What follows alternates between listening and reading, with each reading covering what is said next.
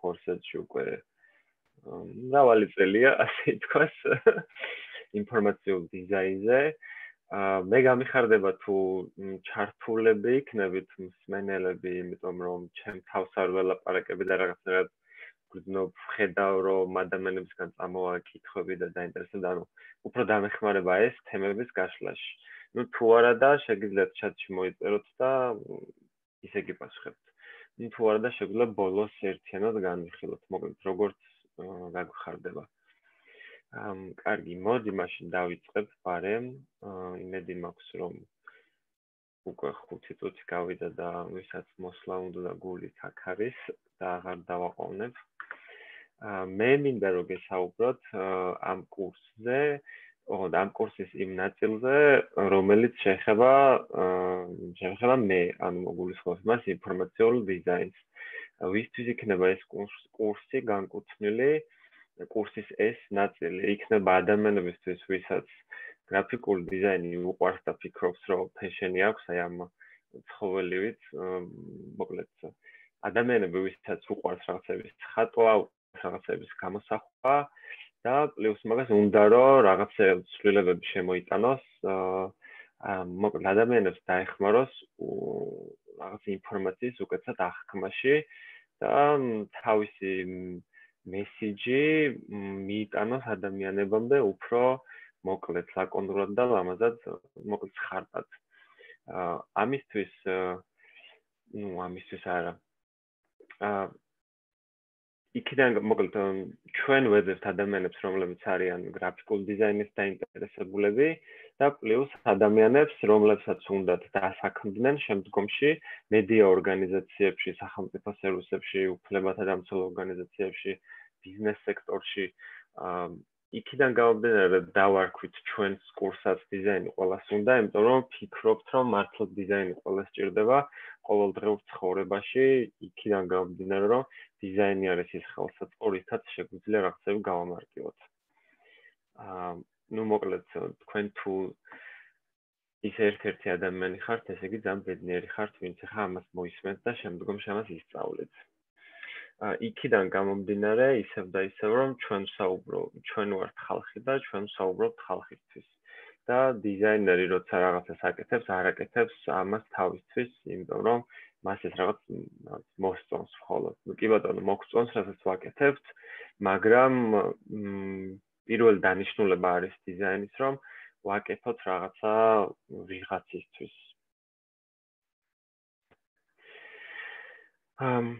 რაც შეეხება მონაცემს და დიზაინს, რატომ გადავწყვიტეთ და რატომ ვფიქრობთ, რომ ეს მიმართულება არის განსავითარებელი საქართველოში, იმიტომ რომ ხშირად გვხდება ალბათ თქვენ შეგხვედრიათ ისეთი ვიზუალები, ისეთი დიდი ანგარიშები, სადაც ცლად არის ინფორმაცია მოცემული, საკმაოდ ჩახლართულია და საკმაოდ ისეთი სამუშაო ენაზე არის ხოლმე დაწერილი ტექსტები და ჩარტები. ან ნუ ხედავთ აგერ გვერდით მარჯვენა მხარეს ლამაზ ვიზუალური ინფოგრაფიკს, მაგრამ რაღაცა პატარ-პატარა დაშვებული შეცდომების გამო არც ისე ეფექტურად მუშაობს ხოლმე ჩვენი გაკეთებული ვიზუალიზაციები. ამიტომ მე ვფიქრობ, რომ ეს კურსი ყველას დაეხმარება. უბრალოდ არა იმიტომ, რომ რაღაცა თქვენ წახვალთ აქედან და პირველივე ჯერზე შეძლებთ რაღაცა ისეთი ვიზუალიზაციების გაკეთებას. არამედ თავარი რაც იქნება, ჩვენი მიზანი რაც არის, რომ თქვენ ფიქრს დაიწყებთ ამ მიმართულებით, ანუ უფრო კითხვების დასმას დაიწყებს, თქვათ ეს მუშაობს, თუ არ მუშაობს, ეს რომ გავაკეთო, უფრო უკეთესი იქნება თუ არა და თვალიც უკვე შეჩვეული გექნებათ, როცა თუნდაც ინტერნეტში ან ყოველდღიურად გარემოში ინფორმაციას იღებთ და მოკლედ დაკვირვებულები გახდებით უფრო და უფრო. ოკეი. ეხლა მე გეტყვით ჩვენ როგორ ვაკეთებთ ამ ყველაფერს. პირველი არის რომ ვიღებთ ან უკვე რომელიმე ორგანიზაციის გაკეთებულ ინფორმაციას, შეგროვებულ ინფორმაციას, ან ეს იქნება ხელისუფლება ორგანოები თუ არასამთავრობო ორგანოები, შემდეგ ვასუფთავებთ ამ ინფორმაციას, ანალიზს ვუკეთებთ და ვეძებთ ამბავს ჩვენ რისი თქმა გვინდა და ვინ არის ჩვენი სამიზნე აუდიტორია. აი მე იწყება უკვე მონახაზის გაკეთება მოკლედ დიზაინერი ჯდება აი ამბავი ვინც გააკეთა იმ ადამიანთან ერთად და იწყებენ ვიწყებს ერთად მონახაზის გაკეთებას. მონახაზის გაკეთების შემდეგ რომ ფიქრობთ რომ აი ეს გზა იქნება უკეთეს, აი როგორც ხედავთ თქვენ აქ მარჯვენა სურათზე. მე რო ვიწყებთ უკვე ვიზუალიზაციის გაკეთებას, ანუ იშვიათად ვიწყებთ პირდაპირ რაიმე პროგრამაში, მხოლოდ მაშინ როცა ზუსტად ვიცი, ვისთვის ვაკეთებ და როგორ მინდა გავაკეთო.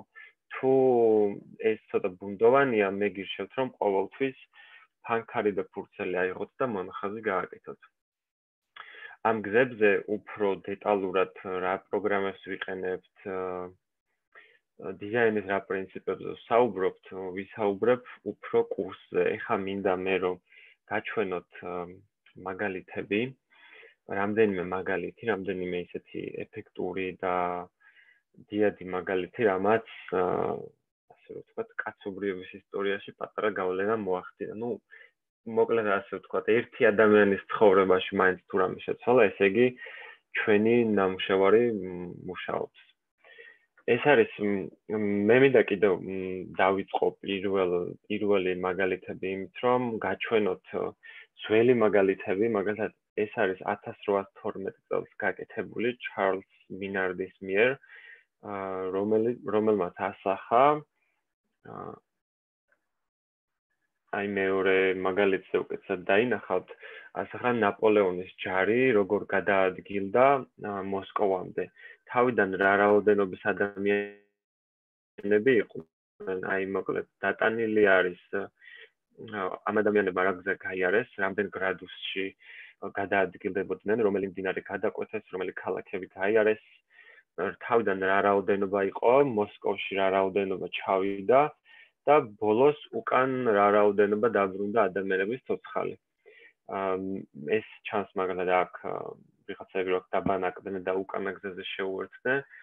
მოკლედ ამის იმის თქმა მინდა რომ 1812 წელს როცა მხოლოდ ფანქარი და ფურცელი ჰქონდათ ხელში, მაშინაც კი რაოდენობები საკმაოდ დიდი სიზუსტით დაიტანეს. და ამის თქმა მინდა რომ რაიმე პროგრამის ცოდნა არ არის მნიშვნელოვანი, პროგრამები არის მხოლოდ ხელსაწყო ჩვენი იდეების გამოსახატად, ასე ვთქვათ. ამიტომ თავარი არის იდეა, თავარი არის ვხედავდე რა მინდა და მე ამ იდეას მივყვებოდე და უკვე ხელსაწყოებს ხელში რაც მომხდება და რაც ვიცი, იმას გამოვიყენებ. ეს არის ერთი კარგი მაგალითი კიდევ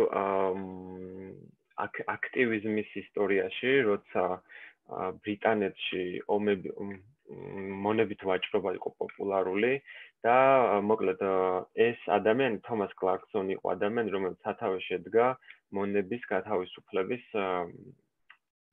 ასე ვთქვათ ამბავს. და მაშინ გამოიყენეს ეს ვიზუალიზაცია, აქ არის დახატული ადამიანებს როგორ ალაგებდნენ, ასე ვთქვათ, ცოცხალ ადამიანებს როგორ ალაგებდნენ გემზე, იმიტომ რომ ბევრი მონა გადმოეყვანათ ერთდროულად, რაც იწვევდა მაღალ სიკვდილიანობას და გაუსაძლებელს პირობებს. ამ რუკის წარმოჩენის შემდეგ ხალხს დაეხმარა გაეაზრებინათ რაოდენ ცუდ მდგომარეობაში, ერთ-ერთი მაგალითია, რაოდენ ცუდ მდგომარეობაში იყვნენ ეს ადამიანები ამ დროს, როცა ერთი ადგილიდან მეორე ადგილზე გადაყავდათ. ოკეი, და ეს რუკაც არის გაკეთება 1786 წელს და სულ რაღაც 15 წლის მერე, თუ 20 წლის მერე ბრიტანეთში კანონი შეიცვალა და მოკლედ ამ მებრძოლთა კლუბმა თავის მიზანს მიაღწია. ეს არის კიდევ ისტორიაში ერთ-ერთი კარგი მაგალითი, ამ ჯონ სნოუმ, ჩვენმა პოპულარულმა ჯონ სნოუმ. ესეც ბრიტანეთის მაგალითია, კოლერის მოკლედ აი ამ ადამიანმა რუკაზე გამოსახა დაღუპული ადამიანების რაოდენობა. აი ეს პატარა წერტილები ნიშნავს თითო სახლში თითო დაღუპულ ადამიანს. ნუ მოკლედ ამ იმდებარე ტერიტორიაზე. ეს ადამიანი ადგა და გამოიყენა რუკა, იმიტომ რომ დაედგინა წყარო საიდან მოდიოდა დაავადების და დაადგინეს რომ ეს ქოლერა ვრცელდებოდა წყლის ჭებიდან და იმით მიხვდნენ რომ ყველაზე მაღალი რაოდენობა დაღუპული ადამიანების იყო იმ წერტილებში სადაც ჭები იყო განთავსებული ფიზიკურად. ანუ რუკა დაეხმარა და ვიზუალიზაცია იმისთვის რომ მიზეზისთვის მიეკულიათ. და ნუ რა თქმა უნდა მე ეს ჭები დახურეს და შეამცირეს ამ დაავადების გავრცელება.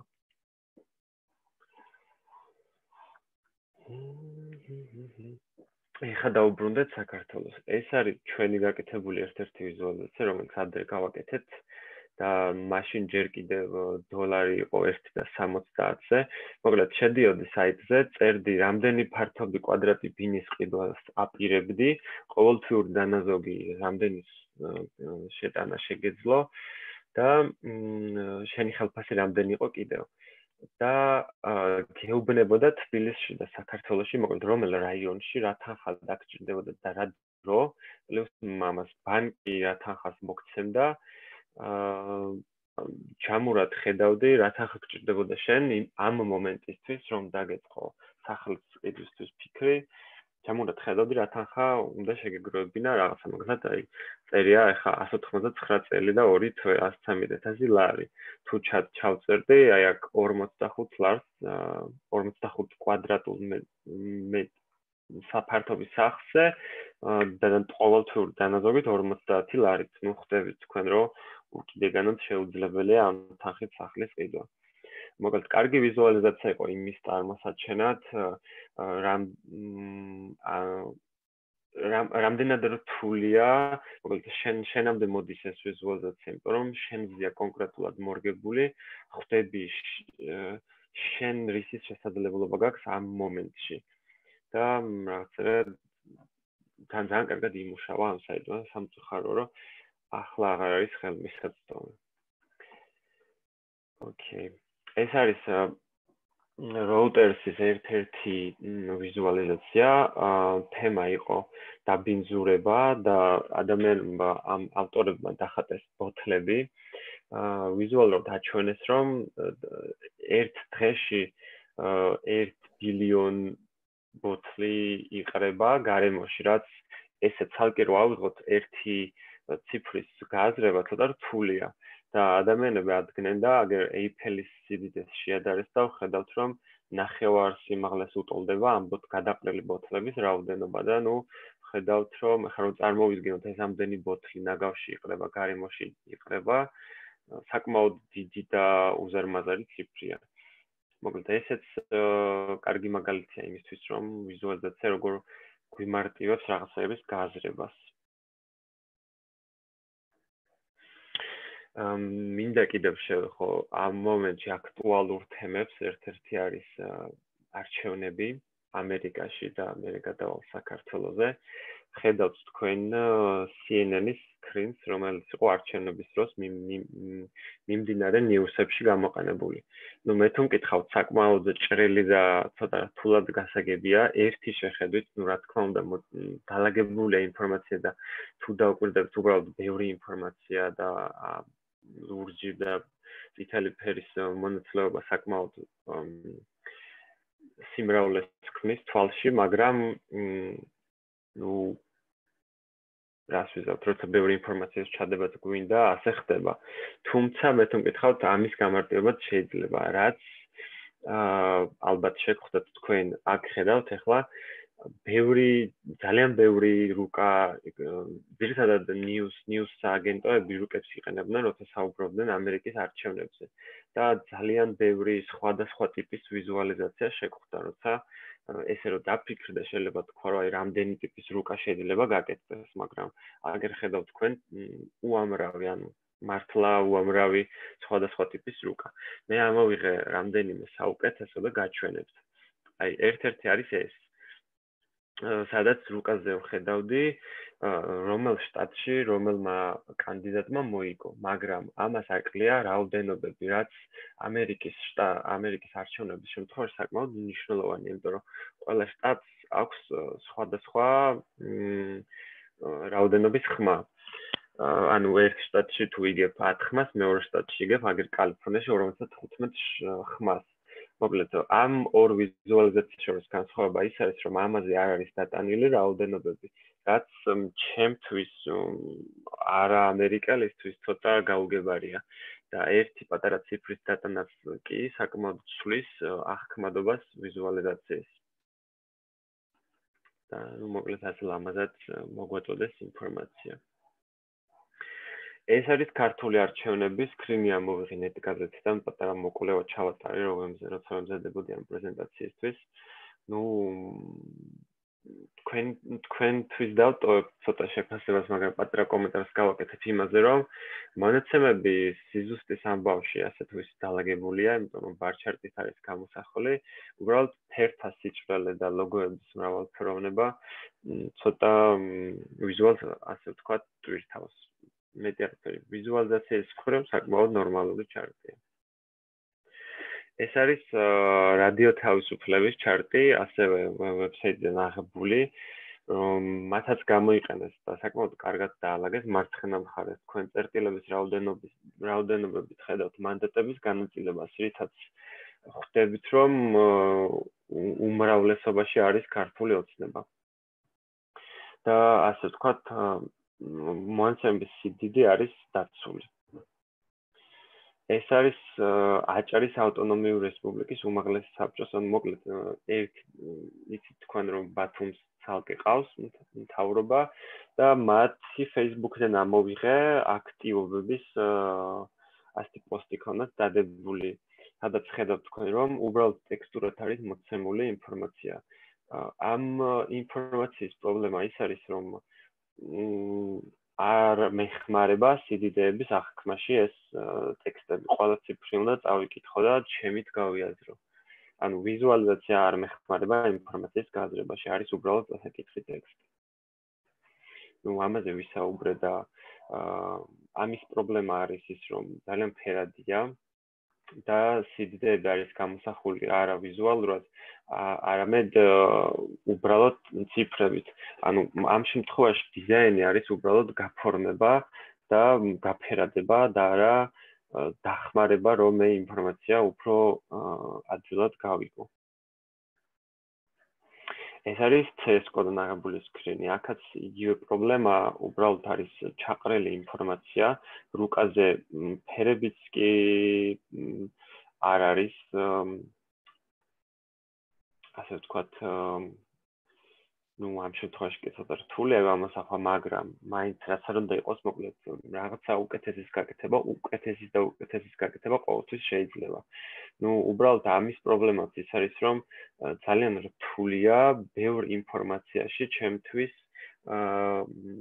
გასაგებად და მარტივად და მოკლედ, დღეს ვცხოვრობ სოციალური ქსელების ეპოქაში და ვიცით, რომ 3 წამზე მეც ადამიანი ვიზუალიზაციას არ უყურებს, კარგ შემთხვევაში თუ არ დაინტერესდა, გულისხმობს მას, რომ მე როცა ვსკროლავ ან რაღაცას ვუყურებ ნებისმიერ გამოსახულებას, 3 წამში, 3-4 წამში ვცდილობ რაღაც ინფორმაციის მიღებას. რაც ნიშნავს იმას, რომ მე ვიზუალურად თუ არ გავუმარტივი ადამიანის ინფორმაცია ან რაღაც ხელჩასაჭირი თავიდანვე არ მივაწოდი, ადამიანი არ გაჩერდება ჩემს გაკეთებულ ვიზუალზე და უბრალოდ გააგრძელებს თავის ცხოვრებას. და ცვლილებების მოტანას თუ გვინდა, არ მოგვიტანს ეს ცვლილებას. ესეც არის CS-კოს საიტიდან აღებული ერთ-ერთი ვიზუალიზაცია, არ ვიცი, მე თუ მკითხავთ, CS-კოს აქვს ვალდებულება და ბიუჯეტიდან დაფინანსება, რომ მონაცემები უკეთესად მოგვეწოდოს, რომ ყველა ადამიანისთვის, როცა შევა საიტზე, იყოს გასაგები. მაგრამ, არ არის ასეთი სამწუხარო და იმედი მაქვს, რომ არ ვიცი, თქვენ და ჩვენ ერთად ვიმუშაობთ და უკეთესად მივაწვდით ერთმანეთს ინფორმაციას. ეს არის რუსთავი 2-ის Facebook-დან აღებული ჩარტი, აქაც იგივე პრობლემაა. ანუ არ ვიცი რატომ რეალურად ადამიანებს გონიათ ხოლმე რომ მონაცემთა ვიზუალიზაცია არის რამე ისეთი რთული საგანი, როცა რეალურად სკოლაში, არ ვიცი, თუნდაც ხატვა ყველას გვისწავლია და მათემატიკაში ყველას სწავლობდით და ახლა სიდიდეების დახატვას ყველას სწავლობდით პასტით და ფანქრით, მაგრამ რატომღაც პრობლემაა ხოლმე დიზაინერები როცა იწყებენ მონაცემთა დიზაინზე მუშაობას, ან უბრალოდ პატარა პოსტერის გაკეთებას, ავიწყდებათ ხოლმე რომ მნიშვნელოვანია ვიზუალში სიდიდეების გამოსახვა, ანუ ფუნქციური ნაწილის წინ წამოწევა.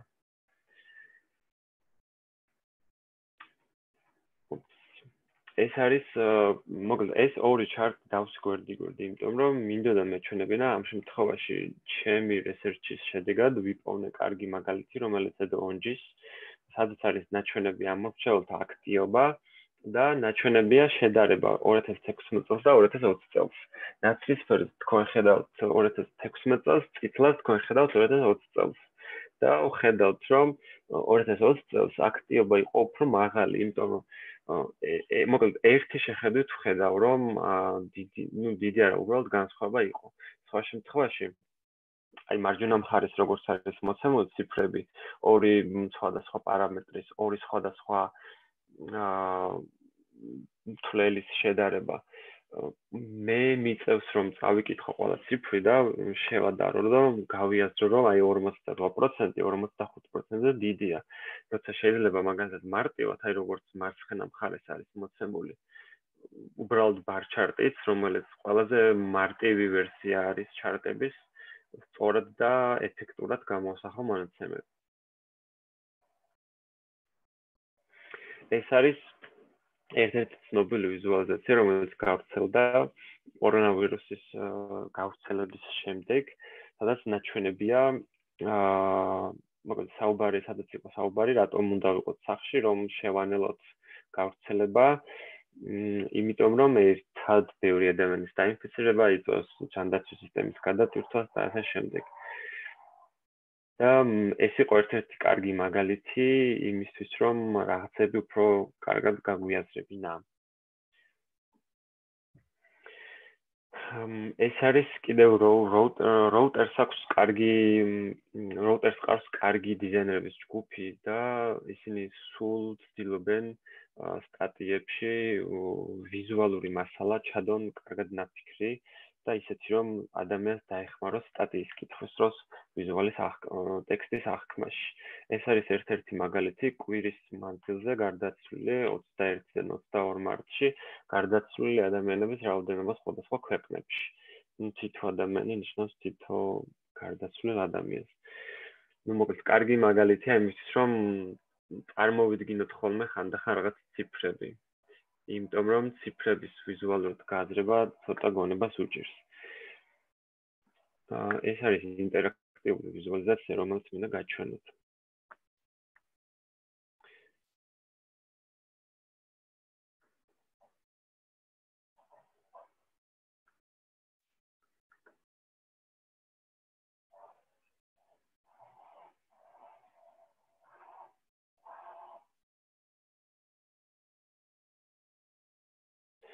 მოკლედ აქ არის საუბარი პაკისტანში დრონებით,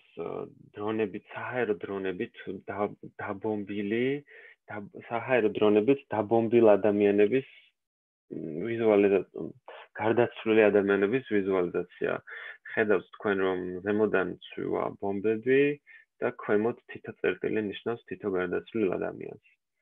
ესეც საკმაოდ კარგი მაგალითია იმისთვის, რომ ვიზუალი დაგვეხმაროს რაღაც პრობლემის სიმძიმის გააზრებაში.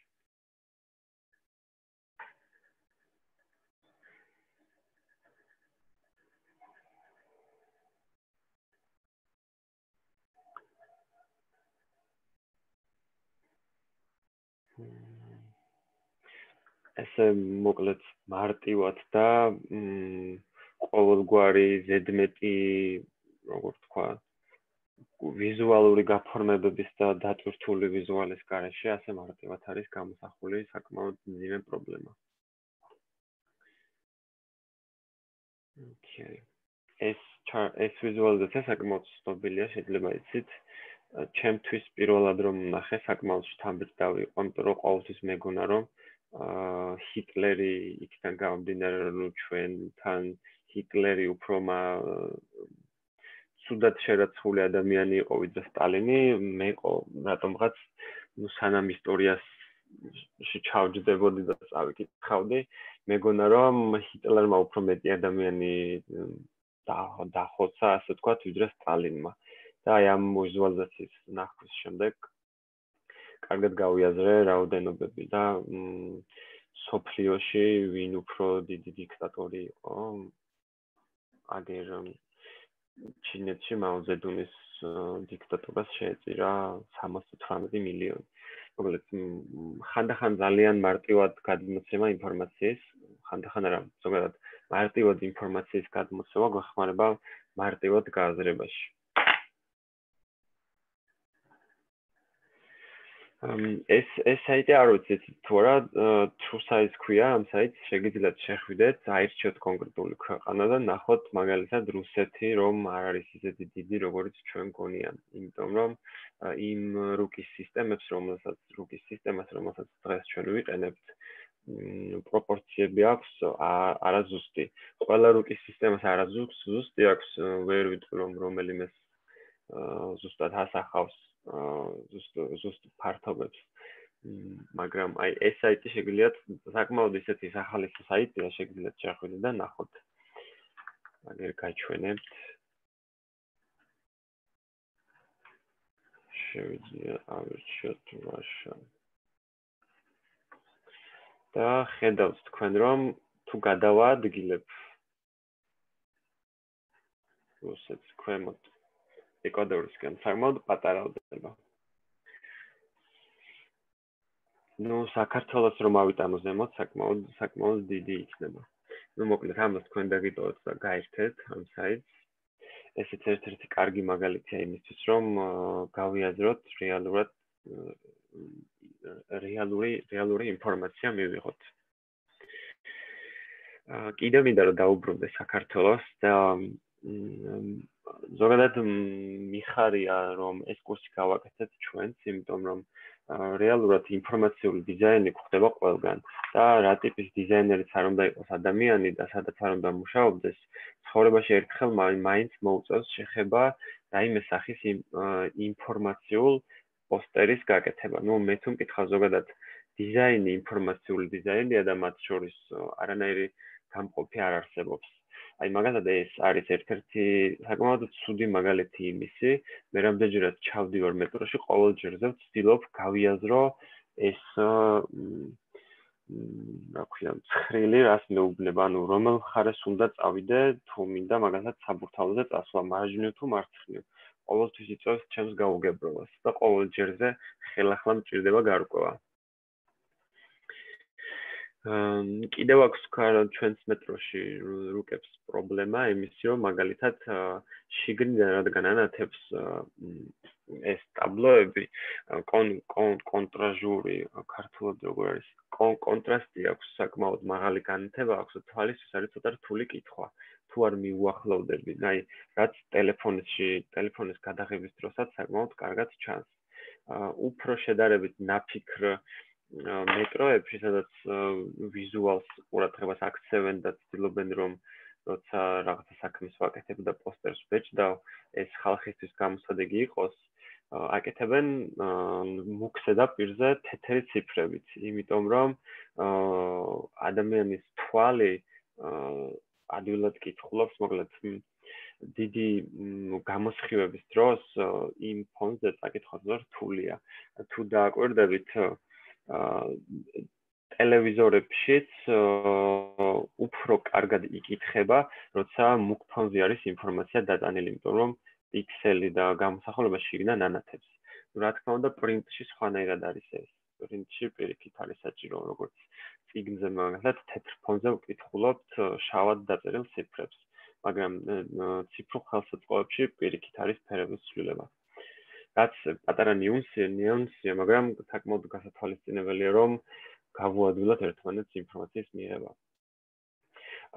კიდევ ერთი ტექნოლოგიური მაგალითი იმისი, როგორ შეიძლება ინფორმაცია მივიღოთ მარტივად. აი მაგალითად, ქვედა ტაბლოზე ხედავთ თქვენ იმ მომენტში, სად ჩერდება მეტრო და შემდეგი რა იქნება, ან რა გავიარე უკვე კარგად ვხედავ. მოკლედ ასეთი მოციმციმე ნათურებით. თბილისის მეტროში კომენტარს არ გავაკეთებ. ლოგო უფრო დიდად ჩანს, ვიდრე ციფრები. სამწუხაროდ. ეს არის კიდევ გინახავთ ალბათ, აი მაგალითად მარჯვენაზე და კუთხეში მოცემული ვიზუალიზაცია თბილისის მეტროს რუკა, რომელიც საკმაოდ გავრცელებულია და ბევრჯერ გინახავთ ალბათ თქვენც. მაგრამ მე გაჩვენებთ ახლა ამის უკეთეს ვერსიას, რომელიც არის აგრეთვე რაზმაძის გაკეთებული და რომელიც არის ესეთი საკმაოდ მარტივი და ვიზუალურად რო უყურებ ინფორმაცია არის ძალიან კარგად მოცემული. ამას აქვს დამატებული მესამე ხაზი, რომელიც ჯერ არ არსებობს, მაგრამ ამ რუკებთან შედარებით ანუ იქიდან გამომდინარე, რომ ყველაფერის გამარტივება არის კარგი, ისევ როგორც ოდესღაც ჩვენი ანბანი გამარტივდა და ჩვენ დღეს უფრო მარტივი ქართულით საუბრობთ, ასევე ვიზუალში გამარტივება იწვევს უფრო ხელმისაწვდომობას და ადამიანისთვის იოლად გასაგებად ხდის მოკლედ რაღაც ინფორმაციას. ეს იქნება დიდი, პატარა, რა ვიცი, ანუ ყველასთვის მოკლედ. და ბოლოს მინდა გითხრათ, რომ დიზაინი ეს არის ჩემი სიტყვები, სტივ ჯობსის სიტყვებია, დიზაინი არ არის მხოლოდ ის, თუ რას ხედავთ და რა გრძნობას იწვევს ჩვენში, დიზაინი არის თუ როგორ მუშაობს ეს რაღაც. და აქედან გამომდინარე, მინდა შემაჯამებელი სიტყვა თქვა იმისთვის, რომ ისევ და ისევ იგივე, რომ არ აქვს მნიშვნელობა რის დიზაინს აკეთებ, თუნდაც არ იყო დიზაინერი, თუნდაც არც ჟურნალისტი იყო, ყოველთვის უნდა ეცადო და იფიქრო იმაზე, რომ ეს რაღაცა, ამ რაღაცას ვისთვის აკეთებ და ეს რაღაცა როგორ იმუშავებს. ეგ არის და მინდა გირჩიოთ, რომ თუ არ ხართ ჯერ დარეგისტრირებულები, დარეგისტრირდეთ ჩვენს კურსზე და ჩვენ ვეცდებით, რომ დაგანახოთ ეს გზები, თუ როგორ ვიფიქროთ ამ მიმართულებით. მადლობა. მადლობა ირაკლი. შეგვიძლია კითხვებზე გადავიდეთ და შეგახსენებთ, რომ შეგიძლიათ ჩატში მოიწეროთ ან პირდაპირ დაუსვათ კითხვა. მე სანამ გვეყოლება სურველი ხარ ყავს უკვე. სანამ გვეყოლება მე მექნებოდა კითხვა, როგორც ვიცი, აქ რამდენიმე გრაფიკულ დიზაინერია, სტუდენტი, რომელიც გრაფიკულ დიზაინს სწავლობს და შენ ახსენე, რომ საბოლოოდ დიზაინი მაინც დადის ინფორმაციულ დიზაინამდე, მაგრამ აი ესეთი ინფორმაციული დიზაინერი რო გერქვას, როგორც ასეთი, რა სკილები უნდა გქონდეს, აი რა უნდა იცოდე, დამატებით, რაც მაგალითად უბრალოდ გრაფიკულმა დიზაინერმა არ იცის. ხელსაწყოები და გამოცდილება, მეტი ისეთი არაფერი, ანუ აი მართლა 100% შემიძლია ვთქვა, რომ მაგალითად ადამიანს, რომელსაც ვებგვერდის დიზაინი დაუხატავს, ისევე სჭირდება ინფორმაციის არქიტექტურის ცოდნა ადამიანს, რომელიც აკეთებს რაღაც ციფრების, მხოლოდ ციფრების ვიზუალიზაციას ან ინფოგრაფიკს. მხოლოდ და მხოლოდ განსხვავება არის ხელსაწყოების ცოდნაში, სუფთად პრაქტიკული ამბავია, მაგრამ მე ვფიქრობ, რომ როცა რაღაცა მე მაგალითად ესე ვმუშაობ, როცა მომდის ახალი თემა, ყოველთვის ვაკეთებ მოკვლევას, რაშიც გულისხმობ research, ანუ ვჯდები და ვეძებ იმ თემაზე გაკეთებულ სხვა ნამუშევრებს, რაც მეხმარება იმაში, რომ ახლიდან არ გამოვიგონო მაგალითად ველოსიპედი და უკვე რაღაცა მიგნება გამოვიყენო, მაგალითად, როცა შემიძლია რაღაც ინფორმაცია გამოსახო ბარჩარტით, ხო? რატომ უნდა რაღაცა ასეთი ვიზუალიზაცია დავხატო და რატომ უნდა მოვიგონო ახალი, თუ ეს უფრო კარგი და მარტივი გზა არის ინფორმაციის წარმოსაჩენად და ამ შემთხვევაში მხოლოდ და მხოლოდ პრაქტიკა და ხელსაწყოები ისევ და ისევ. მეტი ისეთი არაფერი. დანარჩენი იგივე პრინციპია დიზაინში თითქმის ყველა სფეროში, სადაც არ უნდა მუშაობ. და კიდევ მე მექნება ერთი კითხვა, რაღაც კითხვები შემოდის, მაგრამ მოდი დავაგროვოთ და ერთიანად ვუპასუხოთ. აი მაგალითად სტუდენტი ან კურსდამთავრებული, რომელიც აირჩევს არჩევითებიდან დიზაინის მოდულს, უფრო დიზაინისკენ წავა. აი საბოლოოდ რა ცოდნით გავა ამ კურსიდან? საბოლოოდ ეს რა თქმა უნდა მასზე არის დამოკიდებული და როგორ ჩართული იქნება, მნიშვნელოვანია. პირველ რიგში ჩვენ ვითხოვთ, რომ რაიმე ხელსაწყოს ცოდნა იცოდეს ამ ადამიანმა. ან თუ რა ვიცი, ფანქარს და ფურცელს ფლობს კარგად, შეუძლია უბრალოდ შავ-თეთრი ვიზუალიზაციები გააკეთოს, იმიტომ რომ გვექნება პრაქტიკული დავალებები და ვიზუალიზაციები იქნება გასაკეთებელი, თქვათ, ყოველი რაღაც გაკვეთილი სემინარის შემდეგ, რაც დაეხმარებათ საბოლოო ჯამში დაუგროვდებათ გამოცდილება, მაგრამ უფრო კონკრეტულად რომ თქვა, რას ისწავლიან, ისწავლიან დიზაინის პრინციპებსაც, რაშიც გულისხმობ ტიპოგრაფიას, მაგალითად ლეაუთის გაკეთებას, განლაგების გაკეთებას, სივრცეების და განაწილებას, კომპოზიციის გაკეთებას და ისწავლიან სხვადასხვა ხელსაწყოების გამოყენებით, მაგალითად Excel-დან როგორ გადმოვიტანოთ ჩარტი, ანუ ჩარტი როგორ დავხატოთ, ანუ როგორ უნდა დავხატო კონკრეტული სიდიდე. ცოტა ამისი შიში აქვს ხოლმე დიზაინერებს და ვერ ხვდები საიდან მოდის, იმიტომ რომ ალბათ Excel-ის გონიათ რაღაცა ისეთი პროგრამა, რომელიც რთული და გაუგებარია. რა ვიცი, შედიხარ გამზადებულია ჩარტი. დააჭერ მონიშნავ თვითონ აგებს ყველაფერს და მე copy-paste-ით გადაგაქვს ჩვეულებრივ ილუსტრატორში. ანუ ორივე ვექტორული პროგრამაა და ერთიდან მეორეში გადატანა და მე იქ ცვლილებების შეტანა სრულიად მარტივია. ანუ უბრალოდ მონდომებაა ჩემი აზრით საჭირო და რა თქმა უნდა კომუნიკაციაც ხალხთან როგორ თქვა, როცა რაღაცის სწავლა გინდა, კარგია რომ დაუმეგობრდე იმ ადამიანებს, ვინც უკვე ეს უკეთებიან, იმიტომ რომ როცა კითხვები გაქვს, შეგიძლია მიხვიდე და მათ კითხო და მათგან ისწავლო. და ნუ რა თქმა უნდა, შენი ინტერესით და რაღაცის კეთება. მადლობა, მოდი გადავიდეთ მონაწილეების კითხვებზე, მე რომ არ ვაგრძელო კითხვები, თორემ კიდევ მაქვს რამდენიმე. პირველი კითხვა არის შემდეგი. ყველა დარეგისტრებულ შეიძლება კურსში ჩართვა თუ აირჩევიან ბავშვებიო? შემიძლია მე ვუპასუხო ამ კითხვას. მიხვდეთ იმისა, რომ რადგან ციფრულად გადმოვიტანეთ ეს კურსი უფრო მეტი სტუდენტის ახალგაზრდის მონაწილეობას და ჩართულობას უზრუნველყოფს.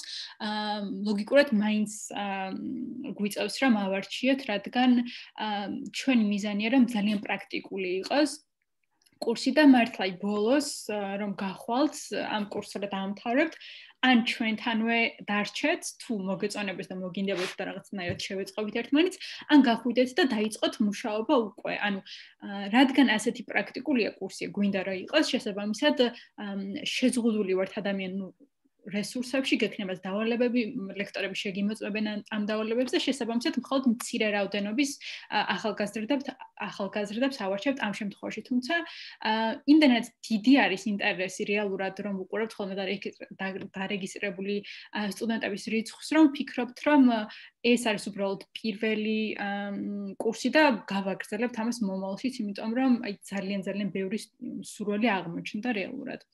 და ჩვენს ვეძებთ ხოლმე სტუდენტებს, ახალგაზრდებს, რომ ვასწავლოთ და მე ჩვენთან მოვიყვანოთ. ან რა ვიცი, სხვაგან გაუშვათ, ასე რომ ხო, კითხვას რომ დავუბრუნდე, მოკლედ. მე შეიძლება დავამატო. შერჩევაში ცირა მაქვს შენთან კითხვა. შერჩევაში თუ ვაქცევთ ყურადღებას პროგრამების ცოდნას, მაგალითად, მაგაზე როგორ ვართ ზუსტად ჩამოყალიბებულები? არ ვაქცევთ, იმიტომ რომ შეუძლია მაგალითად არ იცოდეს დიზაინერული პროგრამა ადამიანმა და არა დიზაინერული კურსი აირჩიოს, ასე რომ ხო, ესე წინასწარ მაგ მიმართულებით არ შევზღუდავთ. ხო, რა სიხშირით ჩატარდება სასწავლო კურსი და ამაზეც ბარემ მე ვუპასუხებ. მოკლედ სასწავლო კურსი ჩატარდება კვირაში ერთხელ. ლექცია გასტანს 90-დან 120 წუთამდე, ანუ საათნახევრიდან 2 საათამდე. ეს იქნება თეორიული ნაწილი, სადაც ლექტორები აგიხსნიან რაღაც გარკვეულ თემას და ასევე უნდა გაითვალისწინოთ ის, რომ თითქმის ყოველი გაკვეთილის შემდეგ გექნებათ დავალება, ასე რომ რამდენიმე საათის გამოყოფა ისედაც მოგიწევთ გაკვეთილზე დასწრების შემდეგაც. კვირაში ერთი დღეა ხო გაკვეთილი? ანუ დრო ექნებათ დავალების გასაკეთებლად. კი, ანუ ვითვალისწინებთ იმას, რომ თქვენ პარალელურად ან სტუდენტი ხართ, ან სხვა ლექციებიც გაქვთ, ან მაგალითად მუშაობთ და მოკლედ დაკავებული ხართ, ასე რომ კვირაში ერთი დღე სრულიად საკმარისი იქნება ამისთვის. შემდეგი კითხვა, მხოლოდ ერთი კურსის გავლა შესაძლებელი თუ ორივე შეიძლება? ამაზეც პრინციპში შემიძლია მე ვუპასუხო, რადგან კურსის სპეციფიკას ეხება. მხოლოდ ერთი კურსის გავლა იქნება შესაძლებელი, თუმცა ისე არის კურსი გაწერილი, რომ ჯერ პირველი რამდენიმე კვირა იქნება სესიები ყველასთვის ერთად. ანუ ეს ჯერ იქნება სავალდებულო ეტაპი. ეს საშუალებას მოგცემთ, რომ უფრო კარგად ჩამოყალიბდეთ ზუსტად რა თემები უფრო გაინტერესებს და შემდეგ იმის მიხედვით აირჩიოთ. მაგრამ ორ პარალელურ სესიას ისედაც ვერ დაესწრებით, ასე რომ მოგცემთ საშუალებას, რომ ჩამოყალიბდეთ თქვენი ინტერესები. როგორც უნივერსიტეტში ხდება ხოლმე, პირველ-მეორე კურსზე უფრო სავალდებულო საგნები როა და შემდეგ რომ ყალიბდებით უფრო რა გაინტერესებთ და შემდეგ თქვენ თვითონვე ირჩევთ. ასე რომ ჩამოყალიბდით რა გაინტერესებთ და შემდეგ ერთი მიმართულების არჩევა მოგიწევთ. რას ექცევა ყურადღება შერჩევისასა? ერთ-ერთი ყველაზე მნიშვნელოვანი ფაქტორი, რასაც ყურადღება ექცევა შერჩევისას, არის მოტივაცია.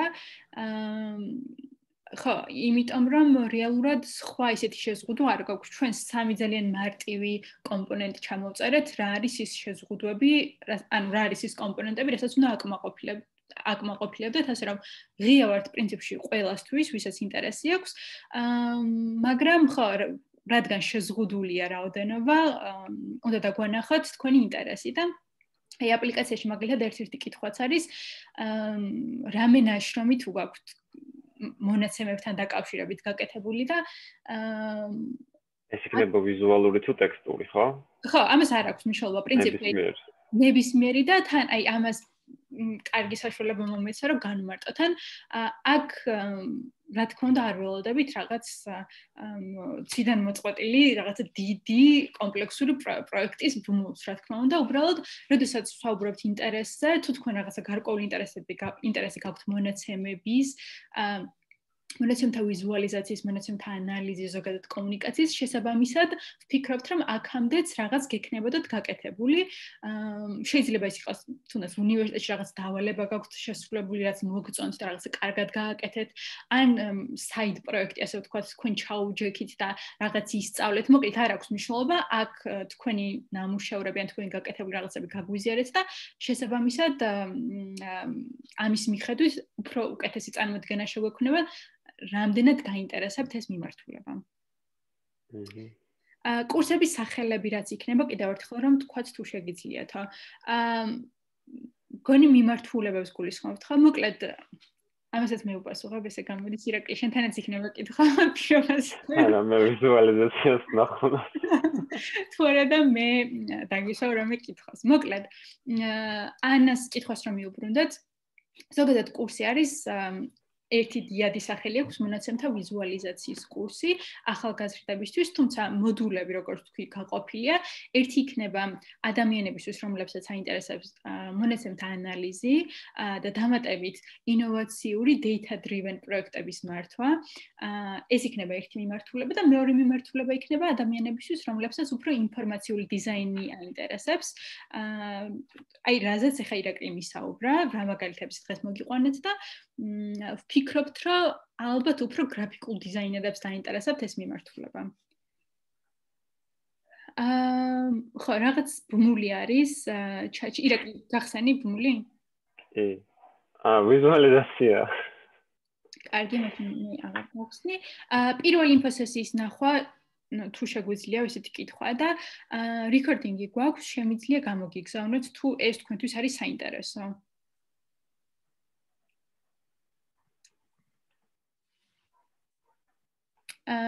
ამ ეტაპზე კითხვები აღარ არის, თუმცა დრო გვაქვს, შეგვიძლია კიდევ დავსვათ. შემდეგი კითხვა უბრალოდ მოვიდა, საბოლოო დადებითი უარყოფითი პასუხის გაგება როდის იქნება შესაძლებელიო და ძალიან მალე, იმიტომ რომ კურსი უკვე დეკემბრის დასაწყისში იწყება, შესაბამისად 1 დეკემბერს, ეს არის ყველაზე ბოლო თარიღი, თქვენ უკვე გეცოდინებათ პასუხი დადებითი უარყოფითი. დაახლოებით არ ვიცი, ანუ ზუსტად არ ვიცით, რამდენ ადამიანს შევარჩევთ საბოლოოდ. გათვალისწინებულია აპლიკაციებზე, თუმცა ალბათ დაახლოებით 20. ზუსტად არ ვიცი კიდევ ერთხელ ასე რომ არ ვიცი რამდენად სიმართლესთან მიახლოებული პასუხი გაგეცით. აქვე მინდა გამოვიყენო შესაძლებლობა და ერთი კარგი შესაძლებლობის შესახებ მოგაწოდოთ ინფორმაცია.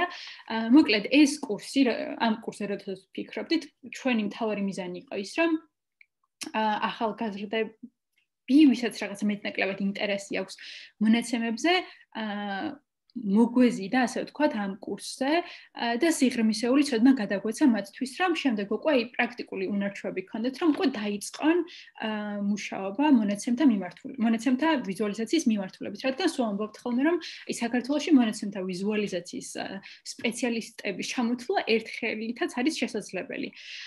თუ ძალიან დიდი იმედი მაქვს, რომ ყველა თქვენგანი შემოიტანთ განაცხადს და მოახერხებს დარეგისტრირებას და აგარჩევთ, ანუ როგორც ასეთი, მაგრამ როგორც ისიც ლოგიკურად შეზღუდული იქნება ადამიანების რაოდენობა, ვისაც ავარჩევთ. თუმცა გვაქვს კიდევ ერთი შესაძლებლობა, რასაც ქვია დატაფეს თბილისის 2020-ზე დასწრება.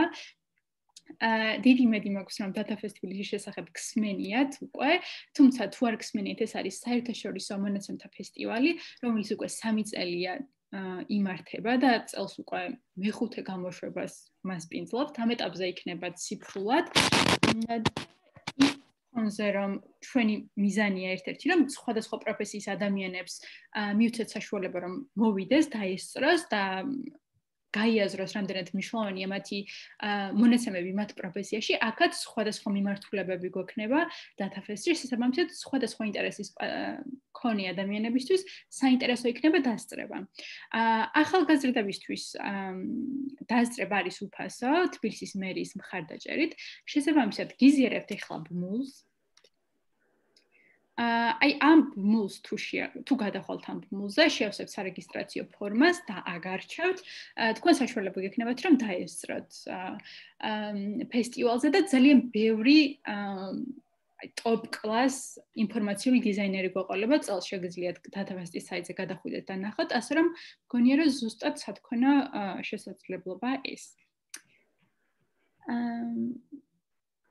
ეს ლინკი Facebook-საც გვიდევს, ხო? კი, Forset-ის Facebook-ის გვერდზეც გვიდევს და თუ აქ ჩაგეკარგებათ, შეგიძლიათ Forset-ის გვერდზეც გადახვიდეთ. კიდევ ერთი კითხვა წავიკითხავ. ერთხელ დავერეგისტრირდი უკვე, მაგრამ კიდევ მინდა დამატება და ხელახალი რეგისტრაცია თუ შეძლებთ. კი, ანა, თუ ზუსტად არ მახსოვს, თუ დაედიტების საშუალებას გაძლევს ჩვენი Google-ის ფორმა, შეგიძლია დაედიტო შენი ძველი პასუხი, თუ არა და ხელახლა შევსა და ბოლო შევსებულს განვიხილოთ.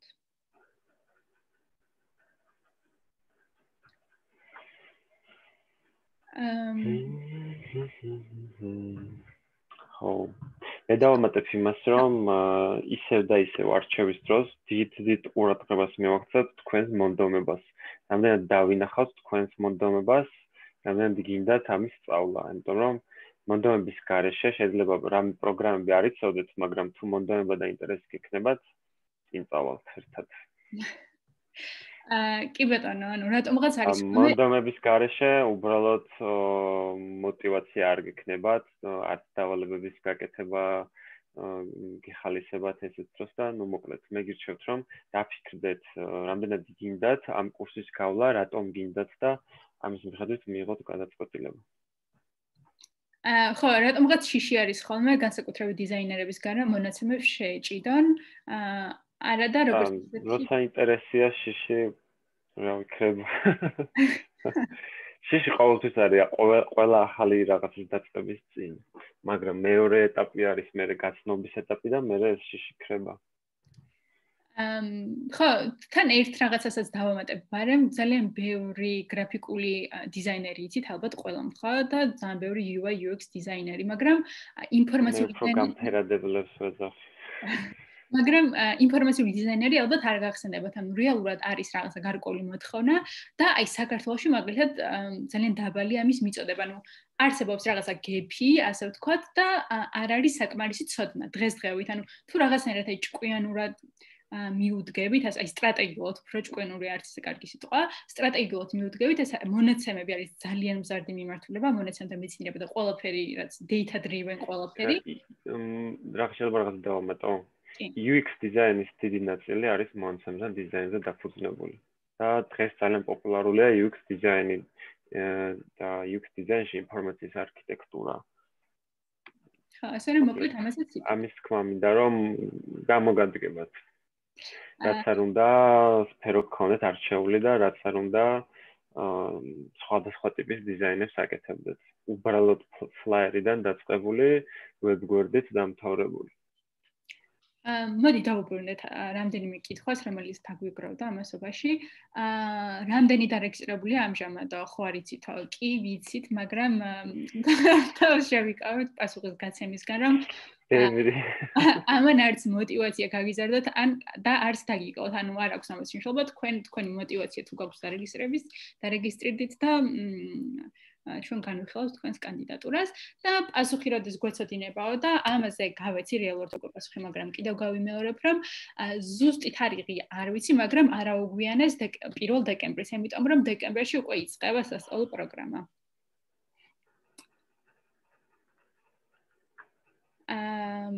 პრინციპში 3 წუთი კიდევ გვაქვს, თუ არის კითხვები შეგვიძლია უპასუხოთ. ესაც დავამატებდი ამასობაში, ან მოკლედ ჩემი რჩევა და რეკომენდაცია იქნება, რომ გამოყვეთ ფორსეტის სოციალურ ქსელებში, იმიტომ რომ ბევრი საინტერესო შესაძლებლობა გვაქვს ხოლმე და ყოველთვის ვეძებთ ახალგაზრდა მოტივირებულ ადამიანებს და ეს კურსიც ძალიან კარგი საშუალება იყო, რომ თქვენ გაგცნობოდით, ასე ვთქვათ, და მართლა ძალიან გვიხარია და მომავალში კიდევ უფრო ფიქრობთ ხოლმე, რომ ჩვენი პროექტები უფრო მეტად მოვარგოთ და ინტეგრაცია მოახდინოთ ახალგაზრდებთან, ასე რომ ბევრ საინტერესო ან ჰაკათონებს, ან შეჯიბრებს, ან თუნდაც სამსახურის შესაძლებლობებს იხილავთ ჩვენთან, ასე რომ გამოგყვევით და ვიმეგობროთ, ასე ვთქვათ.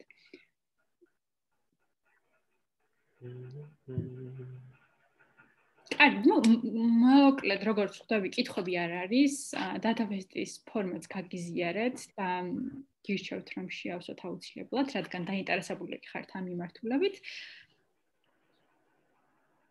კიდევ ერთი კითხვა. ილუსტრატორის და ექსელის გარდა რა პროგრამა უნდა იცოდეს მონაცემთა დიზაინერმა, ირაკლი შენ? სრულიად საკმარისია.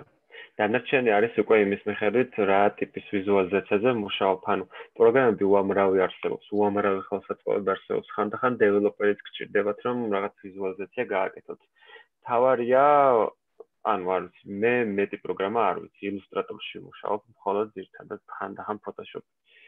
დანარჩენი არის რუკის შემთხვევაში მაგალითად რამე კონკრეტული რუკა თუ გინდათ ან მონაცემების რამე არასტანდარტულად დალაგება, რაც თქვათ რისი საშუალებაც Excel-ს არ აქვს, მაგრამ პატარა research-ის ჩატარება გჭირდება ესეთ დროს და ყოველთვის ნახავ რაიმე ხელსაწყოს, ან უფასოს, ან ფასიანს, ან არ ვიცი, მეგობარს კითხავ ეს როგორ შეიძლება გავაკეთო, ან ჩვენ დაგვიკავშირდით, ან ყოველთვის არსებობს რაღაც პროგრამა. ან პროგრამები და ხელსაწყოები ამოუწურავია და ფიზიკურად ვერ გეცოდინებათ ყველა პროგრამა. მთავარია იცოდეთ იდეას როგორ შეასხათ ხორცი, ანუ იქიდან გამომდინარე იმ მომენტში თქვენ რა გჭირდებათ და რა არის ყველაზე საუკეთესო გზა ინფორმაციის გამოსახატად.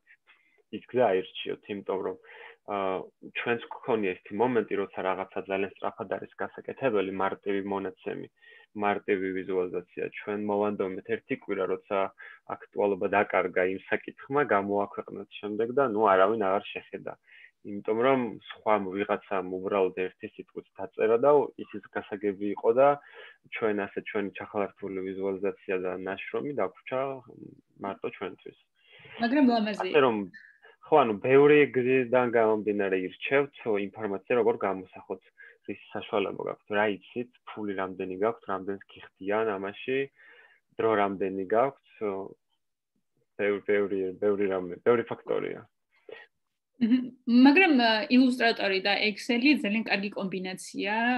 სრულად საკმარისი. რომ იყო კარგი ინფორმაციული დიზაინერი. გონი მეტი კითხვა აღარ არის, ჩატში დაგეტავეთ ჩემი და ირაკლის საკონტაქტო ინფორმაცია.